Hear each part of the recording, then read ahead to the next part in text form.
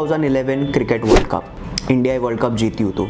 તમને ખબર છે, તમે જ્યારે બી હું 2011 ક્રિકેટ વર્લ્ડ કપ વાત કરું છું તો સૌથી પહેલું મારું મગજમાં MS ધોની આવશે અને સેકન્ડ આવશે સચિન તેંડુલકર, કારણ કે એનો લાસ્ટ વર્લ્ડ કપ હતો.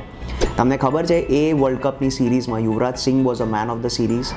આપણે શોલેની વાત કરીએ તો શોલેમાં જ્યારે બી હું શોલેનું નામ કહીશ ત્યારે તમને યાદ આવશે ગબ્બર સિંહ, જય વીરુ અને તમને યાદ આવશે ઠાકુર. પણ તમને ખબર છે, એમાં સાંબા અને કાલિયા જેવા પણ કેરેક્ટર્સ હતા. માર્વેલ અવેન્જર્સ, એમાં હું તમને કહીશ તો તમારા સૌથી પહેલાં મેજોરિટી ઓફ યુના મગજમાં સૌથી પહેલાં આવશે આયર્ન મેન, કેપ્ટન અમેરિકા, થોર, પછી હલ્ક. પણ તમને ખબર છે, એમાં એન્ટમેન અને હોકાઈ જેવા પણ કેરેક્ટર્સ છે.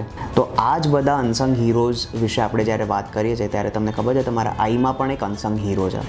તમને જ્યારે પણ હું આઈ વિશે કહું ત્યારે તમને સૌથી પહેલાં યાદ આવશે કે આંખની અંદર એક લેન્સ હોય છે, આંખની અંદર રેટિના હોય છે, પડદો હોય છે. પણ તમને ખબર છે કે એક એવું સ્ટ્રક્ચર તમારી આંખમાં છે જે તમારા વિઝનમાં ઓલમોસ્ટ 80% એનું કોન્ટ્રીબ્યુશન છે.